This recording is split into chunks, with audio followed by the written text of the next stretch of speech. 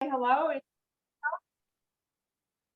Yeah, no, thank you. Yeah, I just thank you, Melissa, for the introduction. Yeah, I just graduated from the School of Nursing at Columbia, so this is just, I guess, my third day. So excited to get to know you all during my time here. So thank you for this time. Okay, great. Welcome. We look forward to having you on our schedule, hearing about your research interests or ongoing projects, etc. So we'll definitely get that started. So welcome. All right. Any announcements? Okay, well. Yeah, I think we do have some announcements. Emily, you want to announce a little bit? Wait, what's my announcement? Maybe a grant? Oh, yes. sorry, I'm not being like fake humble, but I got my score on my VA career development grant back, and it was very positive, and likely in fundable range. So I'm not going to say anything definitively until we have a notice of award in hand, but so that's why I hadn't mentioned it at the outset, but it looks very good. So. Thrilled. Do you want to say just a quick word on the topic, like what you plan to study? Yes, so this would be a 5-year project that's looking at access to and use of home health aid services within VA. So VA is unusual as a healthcare system in that it provides its own home health aid benefit, which is limited. It's only about 9 to 15 hours of care a week. But the so the first aim of the project is to really do some process mapping with a bunch of different sites within VA to see what veterans' kind of journey is from the point of referral until they have a stable aid, and identify blocks along that pathway, working with some of the folks in our operations and central office team. And then sort of the second half of that is to address one of the barriers that we know to care, which is aid turnover, by piloting an intervention designed for family caregivers for home health aides, and adapting that to sort of meet the specific needs of paid caregivers. Great. I'm glad that's 5 years. That's a lot to do. Yeah. That's a lot there, but I think it's just great to contrast, more and learn more about the VA system and kind of their models and how that contrasts to a lot of the work with Medicare that we're doing. So I love that you're doing that, and we look forward to hearing more. So congratulations on that. Thank you. Oh, and I should actually mention that one of my mentors on this grant is Courtney Van Houtven, who is going to be presenting at our next caregiver interest group meeting that Harriet is leading and coordinating. And she's done really fantastic work around caregiving, including like how to identify caregivers, how to measure home time, the time that patients spend not in the hospital, not in other settings, which is really related to both family and paid care. And so everyone should join that session if you have a chance, and I'm sure Harriet's going to mention it as well. Great. Okay. So do you have do you send that out to this distribution just to make sure that everybody is aware of it? Does it go to the research whip, or do you have your own, or how should we best get that out? So Sasha's put together an amazing flyer. Sasha, do you want to say more? I think you were going to share it with research whip. Oh yeah, thank you so much. Yes, I shared it with the WIP group as well as our department and the listserv for VA as well. I believe I sent a reminder out already, and you should definitely check your calendar invite for the Zoom link and all the information. Fantastic as usual. Thanks, Sasha. And we're also going to invite Tisch Center because they're part of the caregiving group as well, and also ADRC. Fantastic. All right. Any other news to share or info? Yeah. All right, why don't we get going then? I think Harriet, you are on. I think we just have one today, right? You've got the whole. Yeah, I've got the whole hour. Perfect. All right, we look forward to it. Thank you. So thanks everybody for joining and taking time out of your day. The title of this talk has changed a little bit from what was advertised. So if this is not of interest to you, feel free to drop off now. I'm going to be talking about pain in homebound older adults. Where is my next? Okay, so a little bit of background for those of you who don't know me. I'm a palliative care physician and researcher. I've had a really long held goal to drive meaningful change in the lives of older adults with serious illness through innovative and rigorous research, and that's what I'm trying to do. I originally came to the US ostensibly for 1 year, but essentially stayed mostly because I saw a real opportunity to improve care for seriously ill older adults here, particularly in the community, and that was a big driving force behind my desire to stay here rather than going back to the UK. And it was really when I was a project manager working among homebound older adults in underserved communities in NYC that I further developed my interests, which had kind of already grown in the UK, but in the role of community and neighbourhoods and shaping the experiences for people with serious illness and at the end of life and their family caregivers. I'm currently supported by an amazing mentorship team for whom I'm really grateful. And that includes Catherine Ornstein, Amy Kelly, Melissa Aldridge, Nate Goldstein, and also on my NPCRC grant, I've got advisors, including Cardi Smith, Christine Ritchie, and Alison Silvers. Loads of colleagues at Sinai who continue to support my work, and particularly an analyst team, including Evan and Hannah, and of course, Caitlin. My work is currently funded through the NPCRC Kornfeld Scholars Award and additionally an administrative supplement to the P30 OAAC grant, which we just got notice of a few weeks ago. My plan is to kind of orient you all to kind of where this project sits, is to submit a KO8 in October 2023. So this is just kind of a slide which is really to kind of bring to the fore my interest in this kind of whole intersection of palliative care in the community.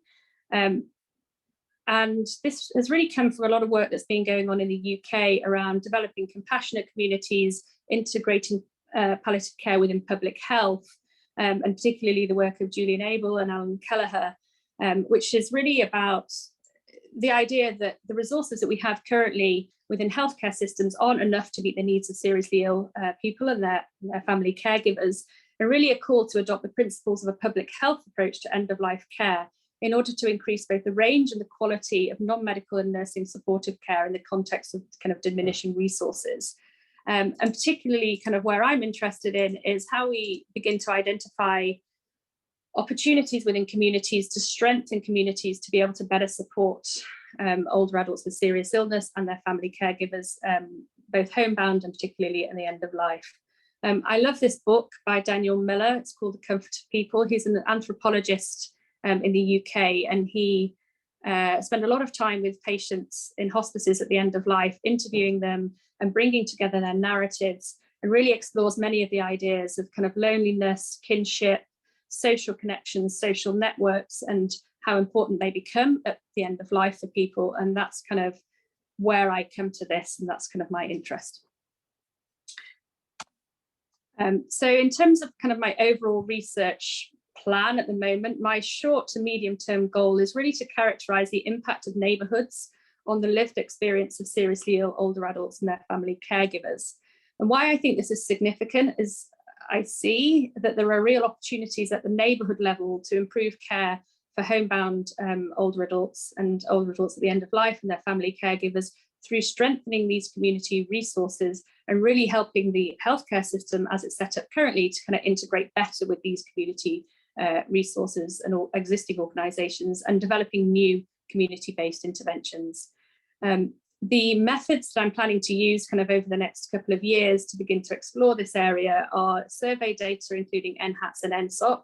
And NHATS really because that's how we can get at the homebound population. NSOC, which allows us to kind of integrate the family caregivers experience.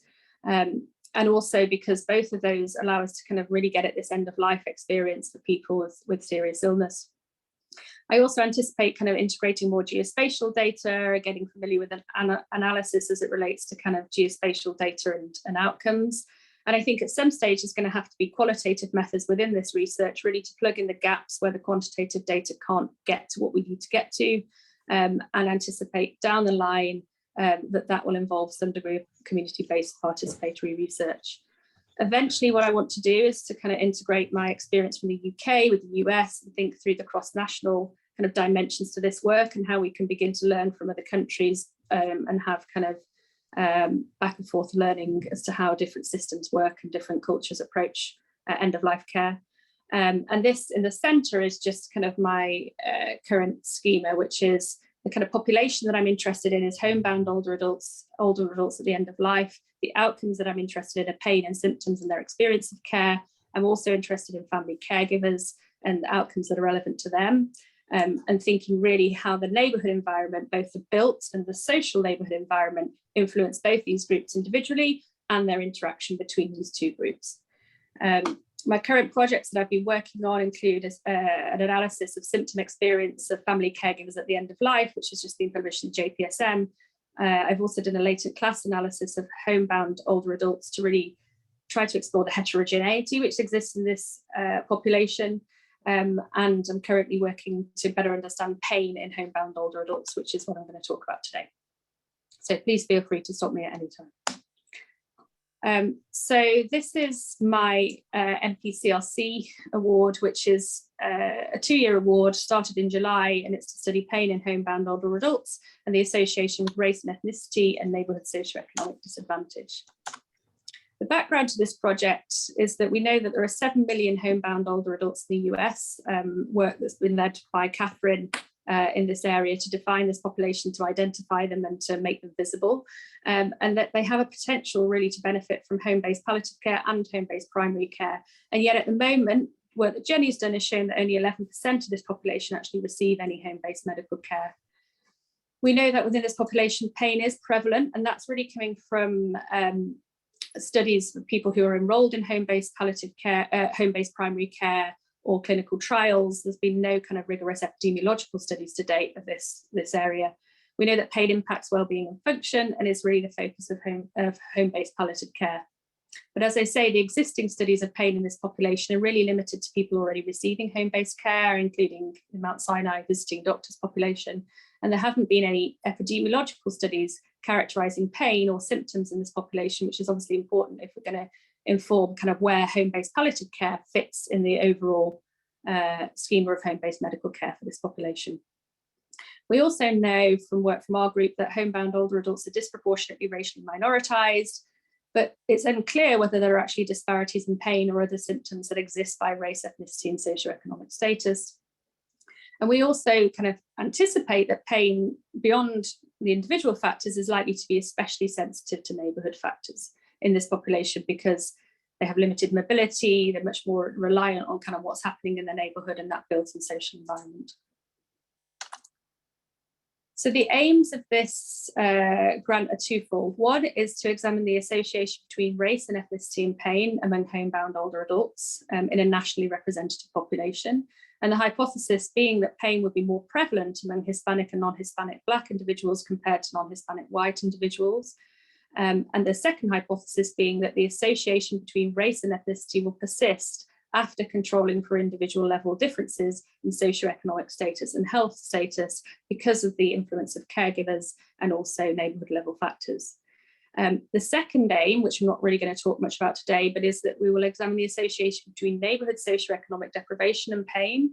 And that's going to be done through linking respondent level data from NHATS to census tract level data within the American Community Service survey. The hypothesis there is that residents in a more socioeconomically deprived neighbourhood is associated with increased pain, and that is going to persist after controlling for individual level differences in socioeconomic status, health status, and race and ethnicity because of this influence of the neighbourhood environment above and beyond everything else. So I'm just going to talk through the approach. This is to aim 1, which is looking at pain and disparities by race and ethnicity. So the sample that we're using is NHATS, and it's just a cross-sectional analysis from 2015. First of all, identifying community dwelling older adults, of which there are 7,070, restricting it to people who are homebound. And that's people who either never leave the home or leave the home but need assistance and or have difficulty. And so that's 1,633. We're only including people who have complete data on race and ethnicity, which is 1,585, and who identify as Hispanic, Black or white, and that's 1,523. We're also only including people who have complete data on activity limiting pain, and I'll come on to kind of how we're defining that outcome. So the sample size at the end of all of that is 1,516. The way that we've been conceptualizing pain, kind of as I've alluded to previously, is that pain in homebound older adults is really a confluence of factors at the individual level, including health status, socioeconomic factors which affect access to care, factors at the caregiver level, which include kind of health literacy and the caregiver's kind of comfort level with managing symptoms, and also factors at the neighbourhood level, including neighbourhood socioeconomic status, disorder, social cohesion, built and social environment. The NPCLC award is really focused on this relationship between individual characteristics and pain and neighbourhood characteristics and pain, not really considering the caregiver in this, which is a big limitation. But future work is going to focus more on kind of family caregivers and how they intersect with all this. So the outcome that we're focusing on is activity limiting pain. And the reason that we're looking at activity limiting pain rather than any pain is because within homebound older adults, restoration and maintenance of function is a high priority outcome. And is endorsed by a quality measure for home-based medical care by the National Quality Framework. The pain items in NHATS, there are two kind of main pain items. One is, in the last month, has he or she been bothered by pain? That's asked of everybody. And then if somebody responds yes to that, they're then asked, in the last month, has that pain ever limited your activities? And we're classifying people's activity limiting pain if they answer yes to both items. So the people who don't have activity limiting pain include both people who have not been bothered by pain at all, or who have been bothered and who never have had their activities limited by pain. The methods that we're using, we're generating age and sex adjusted average predicted probability of pain overall in this population, and also by race and ethnicity. We're doing logistic regression models and generating unadjusted odds ratios for each covariate that we're interested in and its relationship to activity limiting pain. And then we're generating a series of logistic regression models. In model 1, we're looking at age, sex, race and ethnicity and its relationship to pain. In model 2, we're looking at race, ethnicity, age and sex in addition to health status factors. In model 3, we're looking at socioeconomic status factors. And in model 4, we're putting in health status factors, socioeconomic status factors, together with age, sex, and race and ethnicity. So really trying to get at how does this relationship between race and ethnicity and pain change, or does it change as you add in socioeconomic status factors and health status factors. All the analysis are done in Stata and population weights have been applied. The covariates that we've kind of selected are based on this conceptual model, which I presented earlier, about thinking about individual level factors, including health status and socioeconomic status factors. And all models include sex, age, education, household income quartile, and US nativity, marital status, number of children, and living status, getting a little bit at that social support. Self-related health, dependency in one or more activities of daily living, probable dementia, count of comorbidities, depression, anxiety, and fallen past month. And this is kind of based on the literature that we have in the community dwelling ambulatory population of factors that are associated with pain. So now to the results. So this is going to be the kind of figure 1 for the paper, which is just a bar chart of age and sex, just a predicted probability of activity limiting pain in this population. So we see that overall 59% experience activity limiting pain. And contrary to what we expected, activity limiting pain is actually more prevalent in white older adults than Black and Hispanic older adults. And those differences, the Black-white differences, the Hispanic differences are both significant at less than 0.01. And these are all age and sex adjusted and also population weighted. We've also looked at doing bivariate analyses of sample characteristics overall and by activity limiting pain to identify which factors are significant. Race and ethnicity, as I've shown, is significantly associated with pain. Household income also was, but not in the way we would have expected. So the people who had activity limiting pain had higher overall household income than those who had no activity limiting pain. Marital status was also significantly associated with pain, and this was driven by the fact that widowers were less likely to report activity limiting pain. Number of comorbidities, unsurprisingly, was associated with pain. Self-rated health fair report, unsurprisingly, was associated with pain. Depression and anxiety was associated with more pain, unsurprisingly.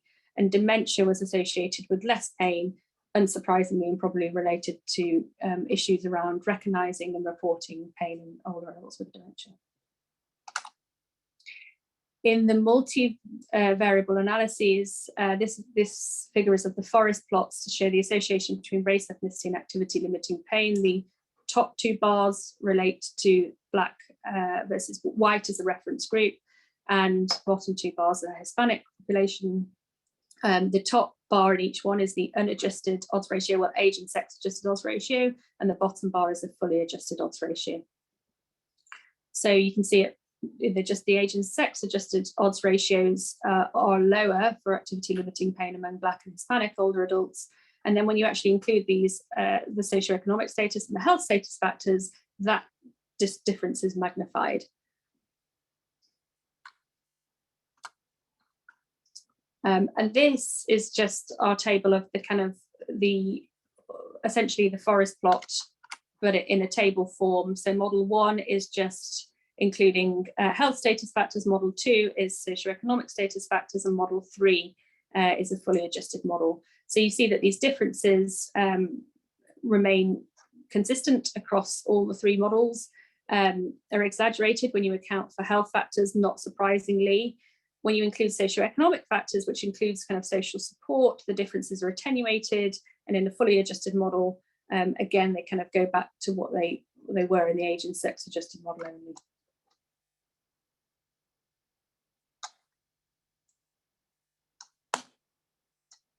I also did, this is kind of similar because it's all based on the same model, but I looked at the average predicted probability of activity limiting pain and the marginal effects by race and ethnicity, really to give a sense of what's the absolute difference between Black and white and Hispanic and white older adults in pain in adjusted models.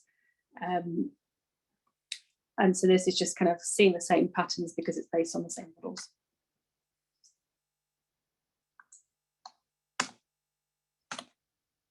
So the discussion for the manuscript that we're going to be putting together is kind of where we're needing a little bit of help here today. But essentially what we found is that there's a high prevalence of activity limiting pain in this population. And that's not that surprising, and also kind of reinforces the need for kind of better supports services, including home-based medical care to address this population, to address this problem in this population. We did find disparities by race, ethnicity and pain, but not in the direction we expected. And there's a few different ideas as to why that might be. One is the whole notion of differential item functioning, which is systemic differences in how people report pain and pain-related disability. And there are reports of that in literature, and that might be playing into some of this. We could also think about this in terms of, we're just thinking about risk factors, but there may be resilience factors at a community level that we're not thinking about here, which may, or at the caregiver level, which we haven't been able to explore. So caregiver level and neighbourhood level factors, which may be protective in Black and Hispanic homebound older adults. And I think we have to think also carefully about our choice of pain measure and our denominator. The pain level measure was just activity limiting pain. We couldn't get at pain severity, which is a big limitation.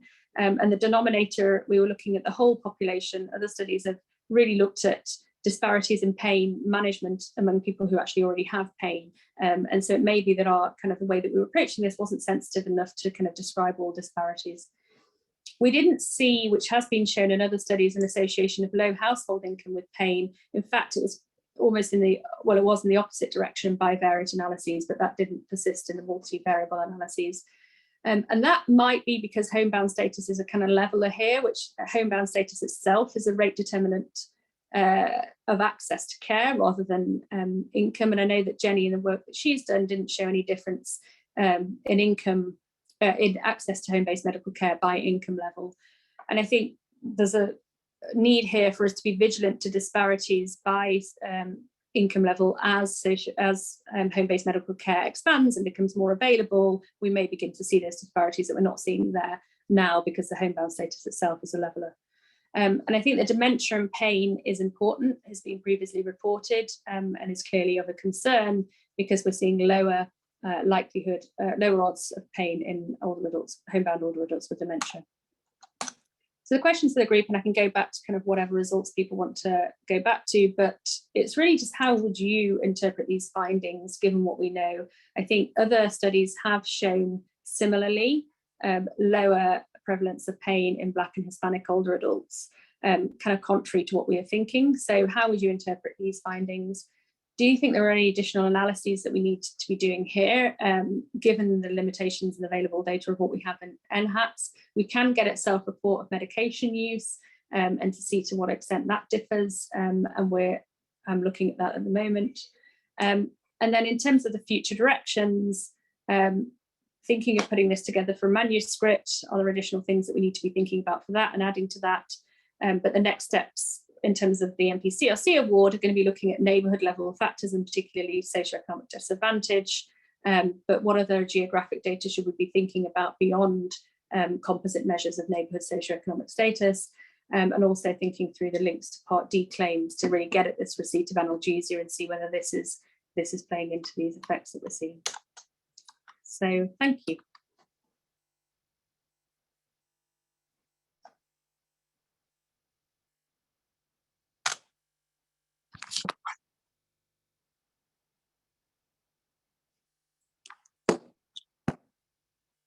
Thoughts, questions?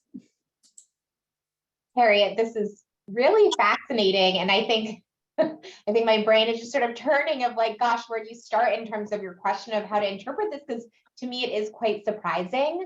I think a few of the things I was thinking about was like, first of all, the pathway of how people end up in this cohort and then how people end up with your outcome. So for example, like we know that different populations are at risk of becoming homebound because of functional impairment, because of other things, right? There's the competing risk of dying, of being institutionalized, and therefore not having the opportunity to sort of stay in your home despite functional impairment. And so thinking about like, are there other selection effects happening of populations being sort of removed from the cohort in a potentially biased way before you end up there? Because I think what was just striking to me is that thinking about this, I mean, there's such a literature on chronic pain, right? And racial disparities in who gets pain to begin with.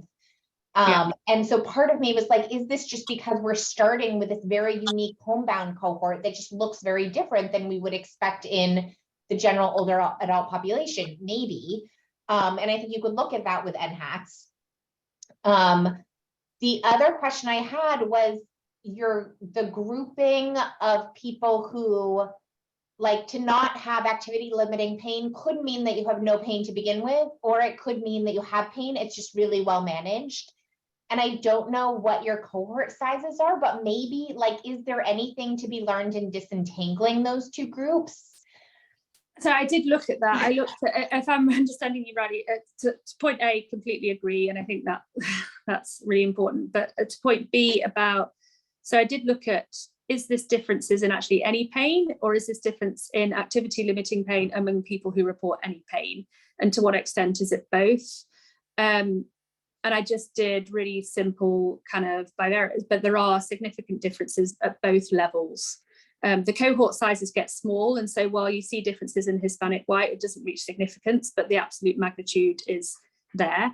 So it seems to be that it's not just about having pain. It also seems to be that it's about when you have pain, you're less likely to have disability with that pain. So that's, if I'm answering your question correctly, that's how I'm kind of breaking it down and seeing it. And we're seeing differences both in the likelihood of getting pain and the likelihood of, once you have pain, having disability with that pain. Interesting. And in the same direction, in terms of race enough. Okay. Yeah, I don't know. It's very interesting. I'm sort of puzzled. I'm glad you're puzzled. Just adding on, and by the way, it's nice to see everybody. Just adding on to like Clara's comment, sort of that issue of sort of like, what is it about this population that we're selecting, right? And it's like, you can think of it almost like it's a selection bias, right? But in some ways, like Harriet was framing it as sort of, what about being homebound is a leveler, you know, sort of like, what does it mean when you make it to this stage where you're homebound? Is that, you know, kind of, and I think it's interesting, and it's very surprising result, but it seems to be pretty, you know, sound, despite what we're putting in there, as long as we accept the measure, essentially, which I think that is something that we may want to discuss as well. I wonder, are there other outcomes that would sort of you would expect to follow in a similar track to see if it, like the idea of reporting is maybe different, that this population is less likely to report pain for whatever societal inadequacies and structures we've created, that maybe you're less likely to report pain as pain, and if there are other outcomes that you could think of that would sort of track in a similar way to see if there's parallels. I don't know if that's. So you're thinking about outcomes which may not track in that way, or outcomes that will track, because Or either or, right? yeah, because I've looked at other symptoms, and they seem to dyspnea seems to be following the same thing, same pattern. But yeah, that's a really good thought about kind of thinking through the other symptoms and other outcomes that we could try to disentangle. Is this a reporting effect or not? I think also too, thinking about self-report and like prevalence of dementia, because I think too, you're getting into these like, I don't know, I think I struggle with NHAT sort of in general, and I don't know how it fits here, but some of these measures that, you know, it's someone else reporting, or, you know, or it's people who are self-reporting, but are also known to have probable dementia.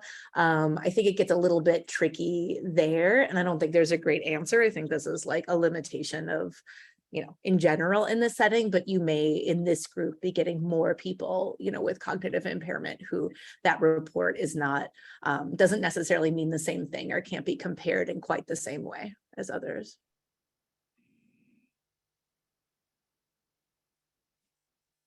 I wonder too whether there is a measurement of purpose in life. There is kind of some evidence suggesting that people who have greater purpose in life do report reduction in pain. So if they're, you know, involved in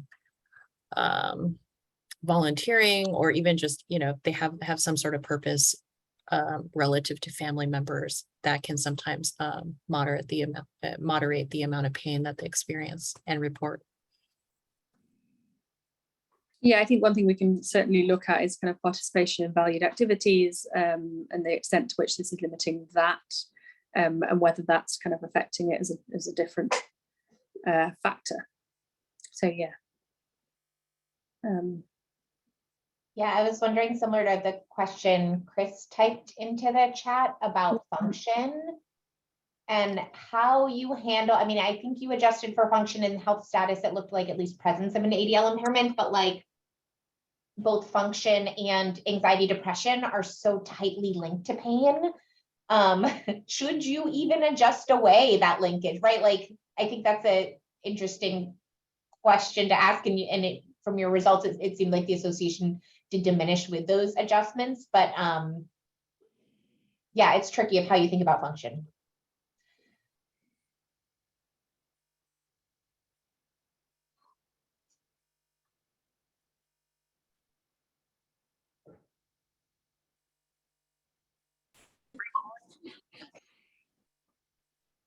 Harriet, I don't know if this is sort of a little bit out there maybe, but we've been looking at some of the functional status assessments of the inpatient consult service. And so I realize it's a very different population, but certainly those at the end of the lower extremes of functional status, you know, there's less pain. And it's us, our clinicians, it's similarly sort of reporting the pain of our patients rather than they themselves. I wonder if we did like an exploratory look at that population by race, which we have not done. Could be another way to sort of see if we're seeing similar trends. Yeah, and I think we can certainly look, because it's a pretty crude measure that I've included, which is just dependence in one or more ADLs. I think there needs to be kind of more of a granularity in that, and a question of should we even be adjusting for that in these models. So definitely.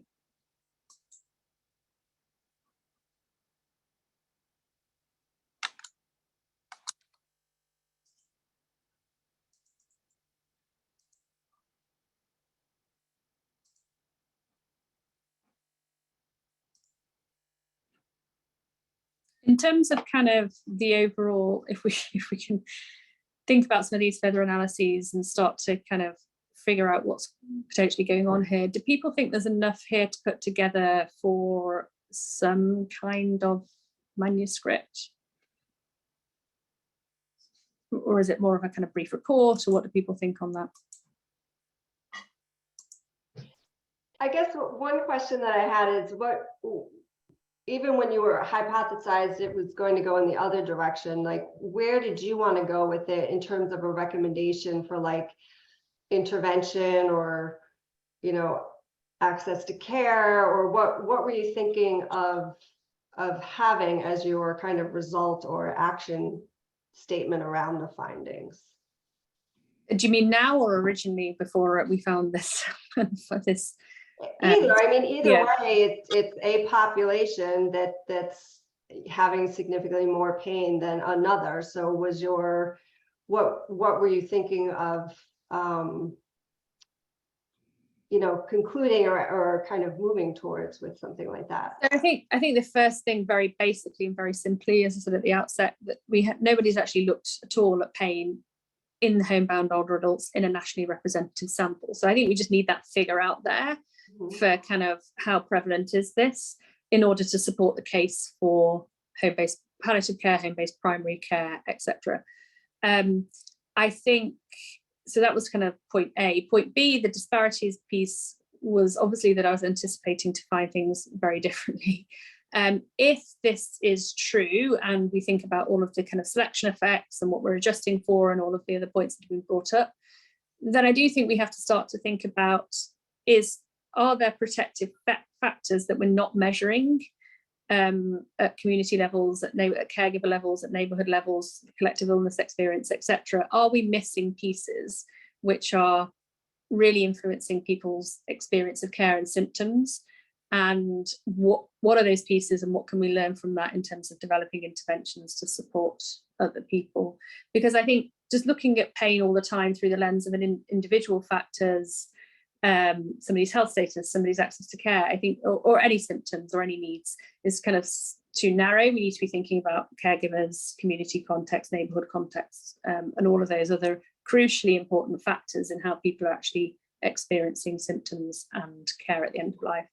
And so if we're starting to see, and I think it's kind of interesting, the family caregiver paper that we've just published in JPSM, we've seen the same thing, which is that at the end of life, we were looking at disparities, thinking, racially minoritized populations were more likely to be experiencing difficulty in symptom management at the end of life, and we found the complete opposite.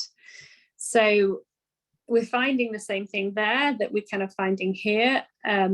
And is this, and there's a lot of work around positive aspects of caregiving and the fact that Black and Hispanic caregivers are generally more likely to experience, despite the fact that they do more caregiving, despite the fact it's more intense, despite the fact that they have more socioeconomic disadvantage, they're nonetheless reporting more positive aspects of caregiving and more meaning. So is this a kind of thing that we're not just seeing within caregivers and how they experience symptom management, but actually is that effect then translating to the patient's experience, and or is this also the patient's kind of experience? So are there resilience factors that we're not really thinking about here? And could those resilience factors be the basis for a kind of community-based intervention? Does that make sense?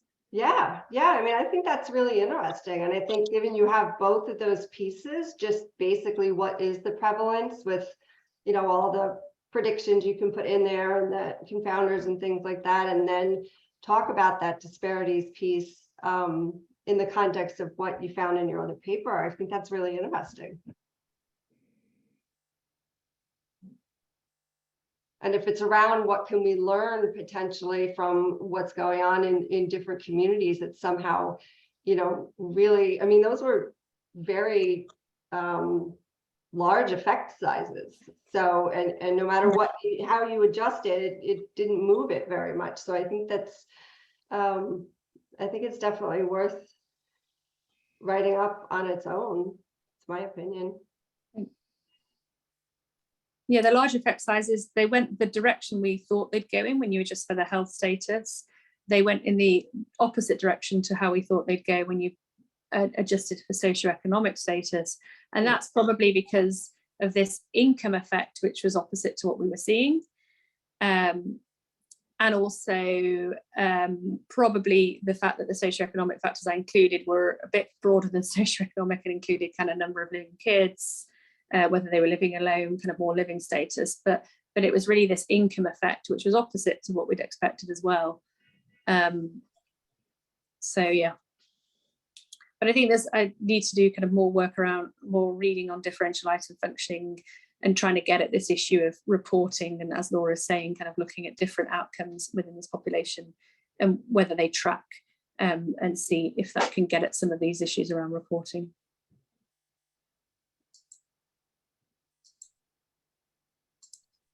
I wonder too, in terms of explaining it, you adjusted for the number of comorbidities, but is this driven by differences in the specific illnesses that people have, right? Yeah. People who are dying at a very old age are going to be more likely to have a high osteoarthritis burden than people who develop lung disease, might have dyspnea, might be younger, right? Like, and so how much of this is like, maybe it's hard with NHATs, but if you can get at the like why people have pain, it might be helpful to point you towards interventions too, and to sort of explain the dynamic you're seeing here. Yeah, so I, as a physician, I thought exactly that. And I also looked at this table and was, but basically I couldn't fit that data onto this slide, but I have looked at it. So I broke down all of the self-reported comorbidities and looked at how they tracked to pain. So essentially osteoarthritis, unsurprisingly, significantly associated with pain. Heart disease, interestingly, was associated with a higher incidence of pain, a higher prevalence of pain. And I wondered whether that was around people's, I thought Laura might be interested in that. I wondered around whether it was about people's concerns around kind of managing pain in that population. And the, so it's really arthritis and heart disease and osteoporosis were the three specific conditions. NHATs is problematic, as you know, because this is self-report, it's ever versus new. You can't really tell how active the conditions are, but nonetheless, that didn't change what we were seeing when I actually included the individual conditions rather than this kind of rather crude count of comorbidities. We still saw these same patterns. So it wasn't that it was driven by differential disease burden, one disease or other that was driving it.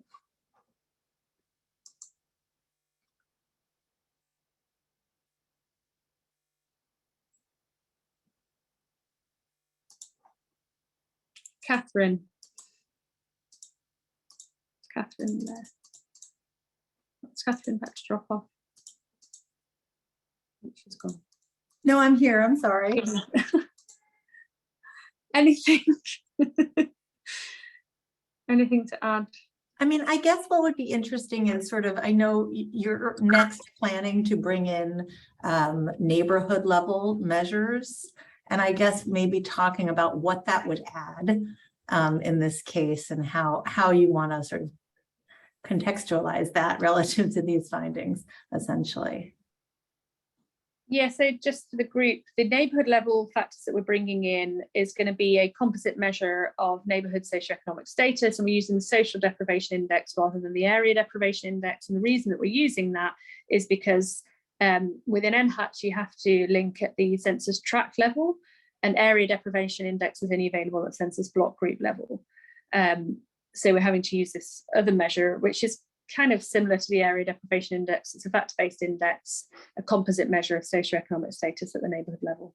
What I would like to do is to think more conceptually about what these neighbourhood factors are that may be influencing care in homebound older adults, and to what extent are the data sources that help us to get at those neighbourhood level factors. And I know, Claire, that you've tried to do some of this with the MSTAR students. So I'm really interested. I know you've shared already your kind of perspective of the challenges of some of that work. Yeah, but I'd love to hear again. Yeah, so I mean, I think the tricky thing is thinking back to your question of like, how does that add on to this and where do you hope to go? Especially given that, like, looking at this table, it's like, if you're wealthier, if you have higher education, and if you're white, you are more likely to have pain. What the heck is this pain thing that we're capturing here, right? Like, like, I'm still just sort of stumped and like, am a little worried about walking you down a path of like making interventions for really privileged. Yeah, I people. mean, that's my worry too. like I just don't know. Like, this is my worry. Well, moving on. But but I think certainly in terms of region, right, like, I guess the question is like, do you think there's a way that region is playing into this over and above the individual level effects you've seen? But again, like, what would you hypothesize? What direction would that go in? And what is it about region? Right, like, we tend to throw ADI in because we love it, and Amy Kynes is a great person, right? But like it's a great measure, but What are we measuring? Is right, like, is it something else about resources in your environment? Is it about function? Is it about the jobs that people work where you live, which could impact pain? We've certainly, with my MSTAR student, we've been looking at different measures, including things like economic composition of regions, which is like, we haven't had much luck with our sample sizes though. So then, right, like that gets tricky. But I would say, what is it exactly about region that you would expect to influence management of pain, particularly for people who are homebound, where they're not necessarily like leaving their home? Well, like, yeah. Yeah. And then the question is there a sample size based on what measures we have? And I think that's where the qualitative work, I think, is going to be really key here, because basically we talk a lot, like you say, about neighborhood. We talk about neighborhood socioeconomic status. A, what do we mean by neighborhood spatially? B, how do people actually interact with their neighborhood, either the individuals themselves or the caregivers, and that kind of caregiver neighborhood interaction, what does it look like? So before kind of almost going, like, yes, I want to get more skills in spatial analysis, etc. But I think conceptually, I really want to kind of get back to kind of what are we talking about here when we mean neighborhood? What are the factors of a neighborhood, be it the social factors, the built factors that actually influence people's experience of care? Because we keep looking at neighborhoods, and then as we talked about with Louisa, it's, are we ever going to be able to disentangle the neighborhood factors from the individual factors when we have such segregated populations? So yeah, I agree. And I think before running off into the neighborhood, it's being really clear about what we mean by neighborhood and what factors we think are important and how we can actually measure those in the data. And I guess the other point too that I know we've discussed too is like, what is actionable at the neighborhood level? Like in the US, we have so much data that people in different neighborhoods like do worse, but that's hard for like what's the policy change, right? And like what would make stakeholders react? For that reason, I think a focus on things like healthcare resources is attractive, because at least you could incentivize like, oh, this is an area where at a state level, we need more, I don't know, a training program for more home health aides or more physical therapists or whatever it is. Your levers aren't at the neighborhood level, so there's no point finding things out at the neighborhood level if you haven't got the levers to change. Well, or like, who's going to be motivated to change and what are they going to do? Yeah. I don't know if people in the group have thoughts just from a like intervention action perspective, but we seem to be pretty apathetic about a lot of disparities. And it Yeah, seems I mean, like I totally, oh, sorry, Melissa. Oh, go ahead, Julia. Oh, I totally agree about the qualitative work, Harriet, especially, you know, just going back to the results you're showing here and how counterintuitive they are. And if you're going to be making arguments around sort of like community resilience and minoritized populations, then I don't see a way that you could do that without the qualitative work, or at least looking more deeply into that. So that makes a lot of sense to me, even if it's a farther down the road step. Totally agree. And I was just going to say, in addition to the regional factors that Claire brought up, I was thinking of the rural urban differences the whole time I was looking at this, and how the intervention would be very different. The cause of being homebound probably very different, whether it relates to driving in a rural area versus not in a city, and how that impacts these different experiences. So you'd almost want to see if that's a separate issue. or, you know, something to tease out as stratified or something. Yeah. And just with household income, I wonder if you could play around a little bit with the distribution of that and see if that sheds some light on it. Do you have the mean differences? But like, is this kind of you know, is the middle group impacted more because there's reasons to not be homebound at the high and lower levels based on Medicaid services or other types of care you can afford? So is this, you know, just tease that out a little bit more, what that income means before trying to interpret it might also be helpful. So splitting it into, I mean, we split it into quartiles as well, but kind of looking at it in a meaningful way that might affect access to services, basically. Yeah. Louisa was asking if you could just fast forward to the adjusted results as we continue discussing.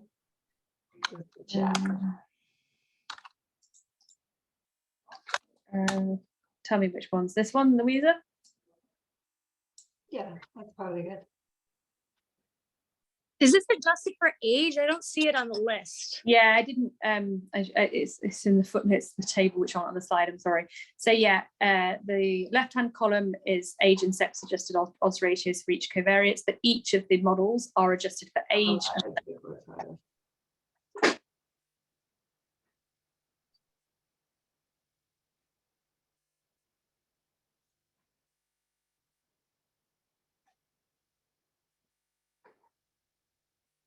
So it's just the largest quartile then, right?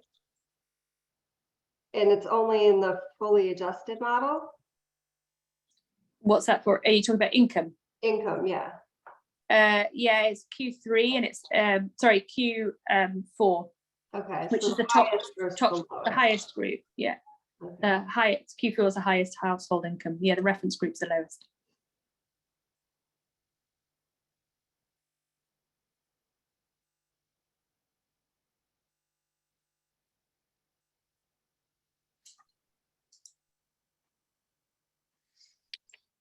Harriet, I have a question, maybe a silly question, but I was wondering if NHATS provides the availability to view the insurances that these individuals have, because I'm just like thinking out loud, and there, you know, disparities between those that have access to Medicaid for home health care and the ones that don't, like the people that have just Medicare, because they don't receive as much hours as someone that has Medicaid, which is usually someone that's either Black and Hispanic. And that difference in home care access can may or may not relate to the pain levels that a person has. Totally agree. So I did look at, I haven't included this, but I have looked at Medicaid. Doesn't change the results, whether somebody has Medicaid or not. Wasn't associated with pain in the bivariates, and when you put it into the fully adjusted model, doesn't change. I just, for parsimony, was just kind of included income, but Medicaid doesn't track to that. Looking at home health, looking at kind of, we can look at paid caregiving, we can look at number of hours, we can look at all of that, getting more into kind of caregiving context and how that impacts these results, which I think totally we need to do. And I'm probably just going to layer that on to think about how to kind of layer that onto the individual level factors. But yeah, thank you. I agree. You know, this discussion reminds me of, you know, in the caregiving literature, we talk about, you know, we have different results that are pretty consistent around burden by race and ethnicity, in a way that sort of, in a simplest way, sort of we see sort of white caregivers who have more resources and do less stuff are complaining more, or, you know, are more burdened essentially in their subjective burden. So it does make me kind of, and so I think in thinking about it, the issue is not, oh, gee, you know, minoritized caregivers are, you know, not having problems, they don't need support. It's that they have a different experience. And so it does kind of help me think of like this as sort of, what is it about the activity limiting pain experience when you're homebound? And is there sort of that subjective kind of experience around it that we need to understand people's needs and what they're going through? So just sort of throwing that out there. Yeah, it's so strikingly similar to all of the work and the work that we did with the family caregivers at the end of life, in terms of not really coming up as we thought it would, and not really understanding what that experience is, what's happening. And that's the importance of the qualitative work around that.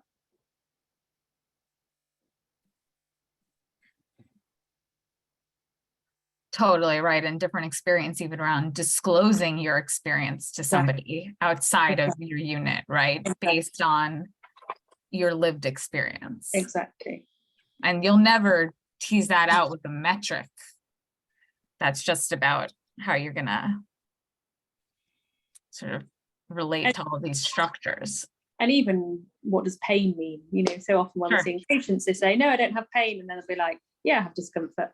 And even that whole idea of, are you bothered by pain is very different for different people. So, and is that systematically different in a way that we're not picking up in the metrics that we're using for pain? And that needs to be figured out, because obviously we're using these metrics to screen people, and we may be missing huge unmet needs because we're not asking the right questions, which is my worry in all of this. Right. I think the thing that's confusing is that there's plenty of chronic pain literature that does show disparities by race and ethnicity, including in older adults.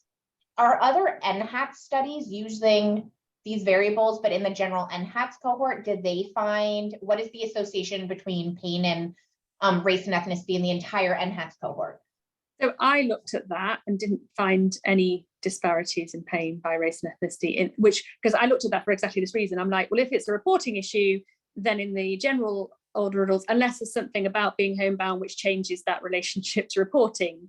But if we assume that there's not, then if it's a reporting issue, we'd expect to see the same thing in the general. I didn't see any differences by race ethnicity in the general population, which made me think this isn't necessarily a reporting issue unless there's something about being homebound which brings out that difference in reporting, which I don't think is a hard argument to make. Yeah, that makes me think it's about who becomes homebound and why and what their context is. And again, selection in the pathway to becoming homebound.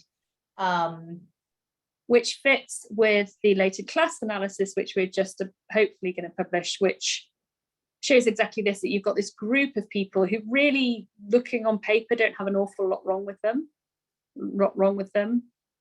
but are homebound. They're lower income, they're racially minoritized, they don't have much in the way of health conditions. I mean, this is different because we're adjusting for all of the health and socioeconomic status, but they are homebound.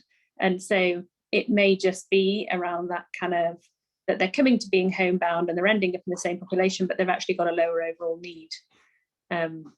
Which is what you're saying, Claire.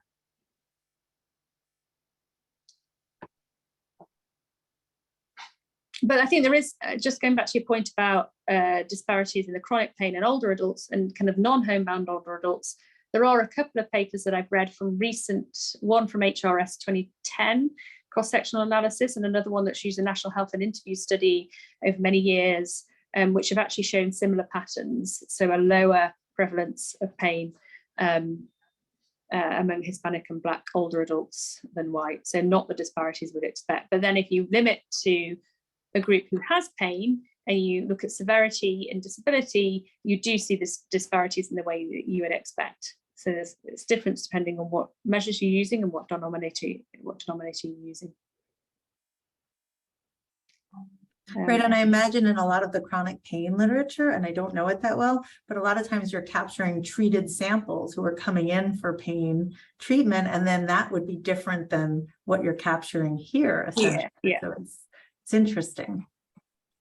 Well, I'm thinking about, right, like what is the age span? Like a lot of these studies in chronic pain are of middle-aged adults too. And this comes up with Medicare work and, you know, the shocking recent data of life expectancy differences by race and ethnicity. Who ages into old age? Who are those people? And how does that vary by race and ethnicity?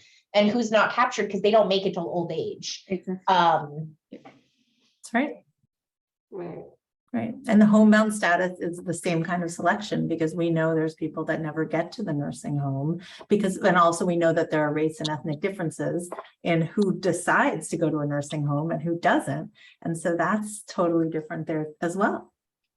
So that makes me wonder, I know we're out of time here, but so would it make sense to or would it be informative to do a two-part model here and to put everybody back in and predict homebound and then predict pain among homebound and try to take out a little bit of that, like, you know, capture the variance in a slightly different way?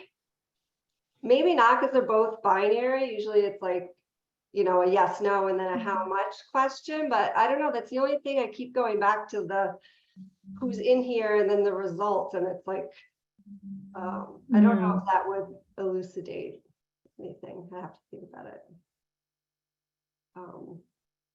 Yeah, I don't see what, like, we've done the work already and sort of who becomes homebound, but I think, so I don't know analytically what that would change essentially. I think the context of it is what's clear and needs to come out in a big way of who becomes homebound.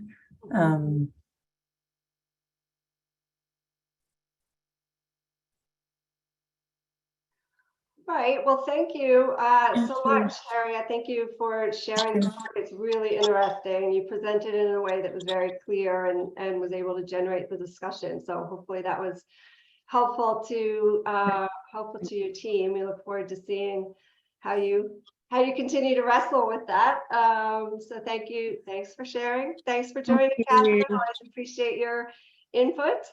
I think that's it. All right. We'll See everyone. See you next time.